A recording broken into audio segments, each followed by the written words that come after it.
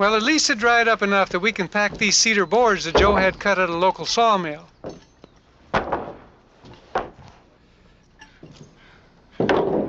Again, we lay the first board to a line so it'll be absolutely straight. Snap, Larry. You ready? I'm ready. All right, lay it on the line. You got to give me a little bit.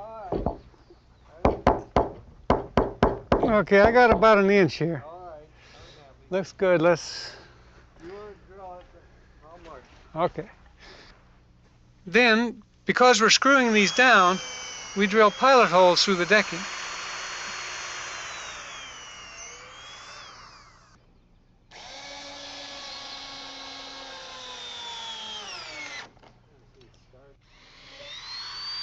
Here I'm using a drywall square as a guide to keep the holes in a good straight line. Then I screw the boards down with a 3-inch non-corrosive screw.